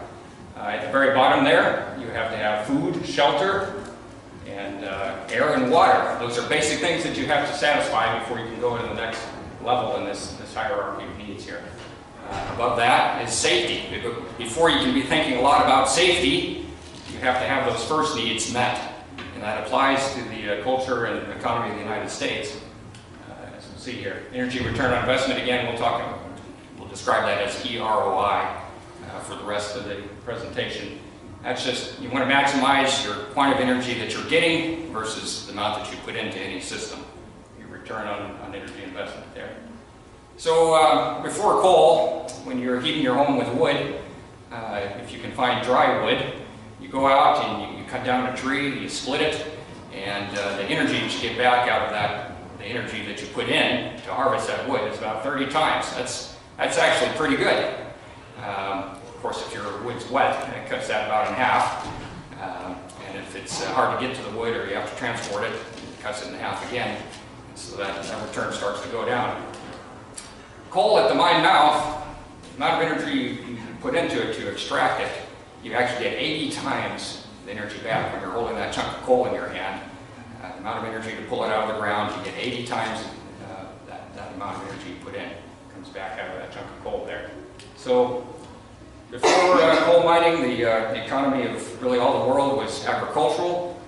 We have this picture here, and there's a young man there at the plow. Some of you may have grown up on family farms, and you know that on a farm like that, everyone works, including the children, right? And the reason for that is the return on energy invested into the farm is such that everyone has to work for the family or their operations to survive, right? And so, of course, you have young people working in the agricultural environment. Coming right out of agriculture into coal mining, it seemed only natural that you would take your kids with you into the coal mine, and they worked right beside you just as they did on the farm. So here we have a picture again. The fellow on the right is a young man, and he's got a horse behind him, but he's probably a mule tender underground there, and just working next to his father. You notice also the open flame on the top of his cap up there. You had to see to work in the mine, and that's how they did it. A little kerosene lamp, and the open flame was right on top of his head as he went around in the coal mine in those days. So imagine it's 1865. You've been used to living off of the energy you can get out of wood, essentially, and now you've got this great source of energy in anthracite, particularly. This is the anthracite tons mined per year throughout history. And you can see in 1865 that things are just ramping up, that we're able to extract more and more of this coal out of the ground. And what does that get for us, this higher EROI material that we're mining? 1868, the first successful labor strike where the laborers actually were able to get what they were striking for was down in Schuylkill County. And what they won there was the same pay for 8 hours of work as was paid previously for 10 hours. And the question is, how can the company afford that? You better be mining something that has a high return on it to be able to suddenly have a labor increase of 20 or 25% all in one shot right there, right? So the energy return on investment has to be high for the labor conditions to improve. So mining coal's getting a high return on investment for energy, but of course we're having some safety problems with it. We're all familiar here with the Avondale mine disaster in 1869, 110 fatalities. And actually, there was a safety code enacted in 1870 in Pennsylvania as well, in response to Avondale, requiring, among other things, 2 openings to the mine. Avondale only had 1 shaft in it, so when you had a fire in that shaft, there was no way for the miners to get out. So now you need to have 2 shafts. Well, again, how do you pay for that? You better have something that's a high return on what the energy you're putting into it is to be able to afford that additional level of safety there. Regulations about boys under the age of 12 cannot be working in the mines, fencing off machinery, which we still talk about constantly today, guarding machines today, and there was a requirement also for accurate mapping of the mines. Well, right after this legislation, 1871, you have AIME founded in response perhaps to the legislation, also the general consensus that improvements needed to be made and the way that we're operating these mines, the need for engineering, technical expertise, and so forth. So AIME is founded in 1871, two great objectives we discussed before: more economical production and the greater safety and welfare of those employed. We've talked about Eckley Cox previously as well, and here's an early article after the founding of AIME in the Engineering and Mining Journal by Eckley Cox. It's a lengthy article, of course, but what he talks about is a method of surveying where instead of taking 4 assistants down with him underground, he's got this method where he only needs 1 or 2 assistants. That's the topic of his article as it extends on down there. So increases in efficiency there, fewer miners underground. Here's one by Eckley Cox again in 1875. He's talking about a previous AIME meeting he was at in 1871, and an improvement to the plummet. Now, when you're surveying underground, you've got your surveying instrument. Again, you have to be shooting, or to turn your angle, you have to have a light off in the distance. So up to this point, it was an open flame again. That was what your plummet was, that you were aiming at with your surveying instrument, all right? So Eckley Cox comes in here and he says, this is a problem, having these open flames, particularly for surveyors who are going into remote locations in the mine where gas is built up. And so this is an introduction of essentially a safety lamp, having the flame inside wire gauze encased so that you don't ignite the methane in the mine when you're going down to do a survey there. That's the purpose of this article here, but he references a previous AIME meeting in Bethlehem in 1871, and he's writing to the other members of AIME about this safety improvement that he wants to share with everyone. Coal mining carries on. This is the Gilded Age. Gross domestic product is increasing by leaps and bounds each year. The real wages per worker are also increasing substantially, so the conditions for labor is improving. Again, as you extract this very high energy material that you have out of the ground here. At the same time, the railroads are expanding. And then Edison establishes Menlo Park in 1876. Now, most of us think of Edison as the inventor of the light bulb, right? There are 23 other individuals who had created an incandescent bulb that generated light, in addition to Edison, some of them going back to the early 1800s. But what they didn't have, that Edison actually did, was a way to generate electricity across a grid. So Edison invents his bulb, but really what brings in his fortunes is that he's able to install electric grids in various buildings, some ships, things of that nature. Now, how does he power the grid? Those who invented incandescent bulbs prior to him were not able to find a way to reliably produce power for an electrical system. Well, Edison used coal. Ultimately, he developed something called a dynamo, which is basically a generator, and he powered that with coal. And so that's what powered these first electric grids that Edison constructed in New York City and some other places. Mining carries on, and we're still having safety issues. In 1907, we have some major accidents there, gas and dust explosions, and there's some efforts through U.S. Geological Survey actually to begin to study what we can do about these massive events. But there's another accident in 1909, and it's a response really to that. You have the U.S. Bureau of Mines created, which John Mack talked to us about. And again, as John Mack was saying, the purpose being to increase the health, safety, economy, and efficiency in the mining industries of the country. So John also mentioned the cap lamp. So I would argue that coal was a big component in making Edison successful. He came back around and helped mining be successful with his electric cap lamp he worked on with USBM, and again produced by NSA, And there's a picture of it. Doesn't look too dissimilar from camp lamps that we're still using today in the mines. That's his 1915 camp lamp right there. Mechanization in the 1920s, we have early examples of continuous miners. And along the way, our directors of the USBM are also AIME presidents, okay, including Scott Turner, James Boyd, Walter Hibbard, and Thomas Talke. These are all USBM directors who are also at one time or another presidents of AIME. So very strong tie-in between these two organizations here. So what's the results of AIME and USBM? This is just a graph of fatalities per 5-year period, actually, over time in the mining industry. And of course, the fatalities decrease over time, but more importantly, the fatality rate decreases. So the fatalities per 100,000 man-hours worked decreases.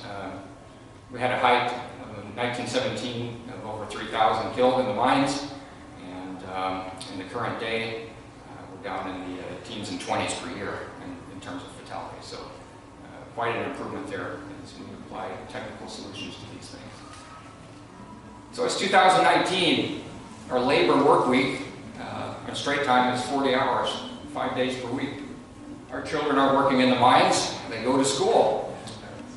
They're working, and our household energy consumption is equal, depending on the source you look at.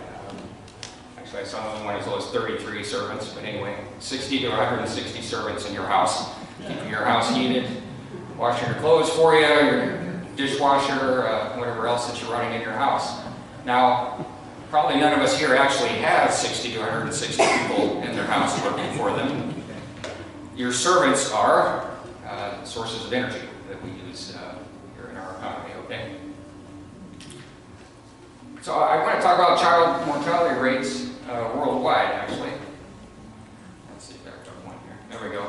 Child mortality rate in 1810, over 30% of all children under the age of 5 passed away, died, before they reached the age of 5 in 1810. And that was true worldwide. 1889, again, the anthracite coal is starting to take effect in our economy here in the United States. And with it, the child mortality rate is you're able to heat hospitals, control the temperature in hospitals, and a lot of people, because they're not out chopping wood all day to keep themselves going, they can study things through wherever. They can study medicine, they can develop light bulbs or anything else like that. There's an opportunity for men to think about things at a higher level instead of just working for their survival day after day. So you start to see the child mortality rate come down. And of course, as industrialization kicks in from 1800 to 2015, you can see the child mortality rate going down into the single digits there from over 40% actually in 1800. I'm a miner, I guess. I attributed this to anthracite. But that's true. You have to have the energy to drive all the economy that makes these things possible. Okay? Ben Franklin, what he knew with his free time, once he no longer had to work, one of the things he did is he created a junto, which was a regular meeting of intellectuals down in Philadelphia. They would get together, businessmen, law scientists, and they would just talk about ideas. They would gather regularly and talk about the latest advances and application of those and how to improve the world. Okay, so we do the same in AIME and Society for Mining, Metallurgy and Exploration in the Pennsylvania-Anthracite Section. We're doing that tonight. I don't know how many of you were working outside all day for your basic survival, or have the need to do that now to keep the fire going in your place. Instead, we're in here, we have pizza, we're well lit by electric light, the temperature is controlled, and we have a high return on our investment energy versus what we're getting back. And that's what has enabled us, all of us to gather here tonight and talk about these ideas. As an example, in the SME Pennsylvania-Anthracite Section, some of our recent topics that we've covered at our dinners includes surveying using drones. Now, I'll just highlight that one. We saw that article from Ackley v. Cox in the 1870s talking about improvements in surveying techniques, right? So we just had a recent section meeting on that exact same topic using drones, basically. So we're still talking about improving surveying even today, and other technical topics that we've been able to talk about recently. How about the future? Focusing on energy there. What's the future source of our energy service? I just read an article in this past week out of Germany how they've declared they're going to be coal free, or they're going to eliminate coal from their economy here in the next few years. That's all well and good. The energy return on investment from coal, again, is around 80 at the mine mouth. Remember, wood is at 30. Conventional oil, sugar cane, tar sands are much lower. Switching gears a little bit to the EROI to the electrical outlet, slightly different figure there. So this is to the outlet in your house. Coal is about 18. Nuclear energy is actually only 5. Solar energy, people think of it as free. Actually, all the energy you took into you put into the manufacture of your cells and so forth, your return on investment there is about 6. Natural gas is only 7. And then you have wind and hydroelectric. It looks pretty good in terms of the return. One article I was reading this week in Scientific American, and a very small asterisk at the bottom of our article noted that renewables, their EROI does not include energy storage, which is a problem for wind energy. Where do you store all that energy that you're generating so that you can use it when the wind's not blowing and so forth? So it's a concern. If we're going to get away from coal and not rely on that high EROI, are we going to be able to maintain our standard of living? That's a real question.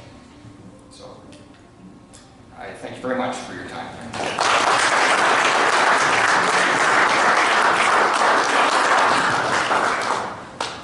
So we're going to wrap up with a tour around Wilkes-Barre, and I'm sure we'll have the folks around here to answer any questions afterwards. Mike Korb, well known to all of you, has been an SME member since 1961, starting as a student member. He received his BS in mining engineering from Missouri Rolla in 1968. He's a distinguished member of SME, a Legion of Honor member, and he's a past chairman of the Penn-Anthracite Section. He's served as the vice chair of the Sierra Nevada Section. He's the past secretary of this section, and he is currently, according to this script that I have, the know-it-all and Facebook fiend, and according to Jim Regina, a damn funny guy besides. Currently Mike is a senior mining engineer with Tetra Tech as a part-time position. They said senior mining engineer because that means old.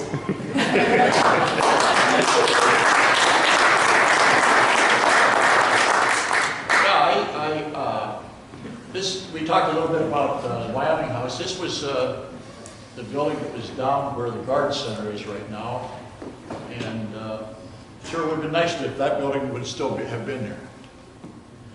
I'm going to talk a little about where did they live and how do I run this thing. Right on the side. On the side. On the side. This one here? Yep. Left? Okay. That way? Okay. Yep. And a couple years ago, we did install this PHMC marker down there right in front of where the building used to be. There's a parking lot there now. I think we got a lot of parking lots in Wilkes-Barre, and I'm going to talk a little bit about a couple of them. But the American Institute of Mining Engineers was founded in Wilkes-Barre. There was 22 members. They were almost all from northeastern Pennsylvania. The ones that weren't were mostly college professors. Seems like we always get a few college professors no matter where we go. But there was one from Lehigh, one from Lafayette, one from Columbia, and one from Pitt. But other than that, they were all from northeastern Pennsylvania except for a couple of bankers. I'll learn this yet. Back when I was a young man, this is a picture of me when I was a young man. Bethlehem Steel, in all their wisdoms, decided they were going to send me to South America. Now, I didn't know any Spanish. So obviously I was a logical candidate. But what it did was, the first day of my school, which was at Berlitz, was a total immersion.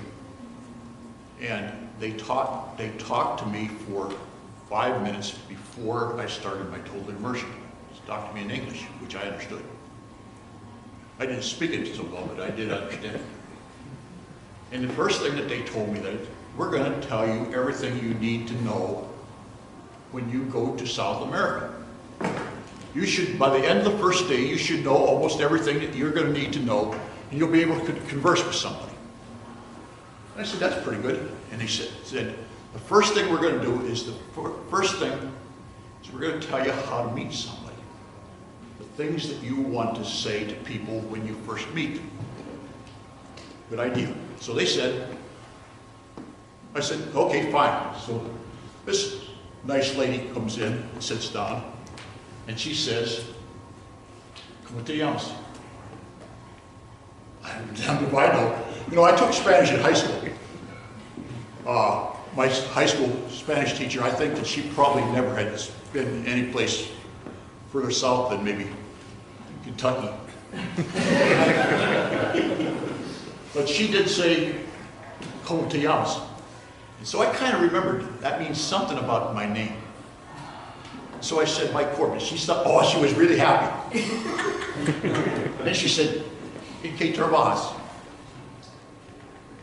Damned if I know. And then she said to me, "¿Dónde vives?" And then she said, "¿De qué estás orgulloso?" And so the day strung on for a long time. She kept saying these things over and over and over and over. And then she started giving me hints. And so basically what she said were those things that I needed to know, to talk about people and find out what they were and to meet with them. And it's kind of the same thing we tried to do tonight. We tried to talk about some people that we know of and what they did and what were their names, what did they do, what do we remember them by, and I'm going to talk about where did they live. Because these are the four things that the only things that I know when I talk to somebody. That's what made me into a brilliant conversationalist. So, trying to remember them in English is probably easier. Founders of AIME, we talked a little bit about it before. Eckley Cox, Martin Coriol, and Richard, I can't say Penn-Anthracite, it's hard to say, Rothwell. 2 of them were from lived in Wilkes-Barre, and 1 of them lived in Drifton. We talked a little bit about Eckley Cox and Drifton. This is actually right here is where the Cox Mansion is now. Talked about the school, talked about the hospital. And Eckley, Bodie did a nice job. This is the house. Doesn't look quite this good now. The front porch is falling out of it. I'm hoping that it's going to be back in shape when AIME has their 150th anniversary. We need to go down there and visit. Martin Coriol lived on North River Street. This is where it is. It shows Moffat on the picture, but Coriol lived there. This is what it looks like now. Parking lot. Coriol actually, when he left Wilkes-Barre, he moved to back to Lambert, New Jersey, which is where his family lived there. And there's a very nice bed and breakfast there in Lambertville, New Jersey, that you can stay in. Maybe we'll do that too. And Richard Rothwell lived on Park Avenue, corner of Park Avenue and South Street. When I come into Wilkes-Barre, that's how I come into Wilkes-Barre. I come into Park Avenue and turn on South Street. And I never realized that funeral home is where Richard Rothwell lived. Now I did find out something, that he had the same kind of problem that I had when I tried to sell my house in northeastern Pennsylvania and move someplace else. In 1892, he offered his house for sale. And then, if you Google R.P. Rothwell on newspapers.com, you'll find about 4 pages of this same ad. in one way or the other. The last one, 7 years later, and he's still selling the freaking house. It is whole or part of that magnificent property, 200 feet on Park Avenue, corner of South Street, the most beautiful and healthful location in Wilkes-Barre. So they bought it, somebody bought it and made it into a funeral home. By the way, the maps I'm showing you are part of the atlas of the city of Wilkes-Barre. They're made by W.H. Sturdivant, who was one of the founding members of AIME. He was one of the first people, those 22 people that went to that first meeting. He was also the city engineer of Wilkes-Barre, a bunch of other things. He was the Geologic Survey. And Wilkes University has a house that's called the Sturdivant Hall, the Dorrance Sturdivant Hall, Dorrance Sturdivant Residence. That was the house that he lived in. There are quite a few houses over there that are part of that same thing, but we'll talk a little bit later. John talked about Robert Van Arsdale Norris. That's hard to say also, Robert Van Arsdale. But he lived in his father-in-law's house. It was nice that he married into a rich family. They had a nice house. Shoemaker was one of the founding members of Wilkes-Barre, Shoemaker family. And they had a nice house that no longer exists. It was after he died, and the sister-in-law that lived, the sister that lived there also died. They sold it to the Boston store, and it was right behind the Boston store, and it now is right there is where the house was. Another preservation job at work. Rufus Foster's house is still standing in Scranton. This is it. It's on Madison Avenue. Pretty nice looking house too. I think he must have lived in an apartment there. But Eli Connor, who John talked a little bit about, John Wake, sorry, we have him and John talking. John Wake spoke about pretty nice looking house. I had a hard time finding this one because they referred to it as a Ryman house. What the hell does that have to do with a Ryman house? It appears that there's a town down by Philadelphia that's Ryman that has a whole bunch of houses that looks like this. So that's why they called it the Ryman house. And William Griffith, who also, with Eli Connor, he lived in West Pittston. This is right on Susquehanna Avenue in West Pittston. So I think we get to know people a little bit more by the fact of where they lived. This is a house that Otto Hedges lived in on James Street. Correct. Did you spend any time there, Peter? Yes, I did. So there's a number of pictures of me and my grandfather back there. It's a real nice house there in that section. I lived about a block from there. But someday somebody might talk about the house that I lived in, and they could explain it by.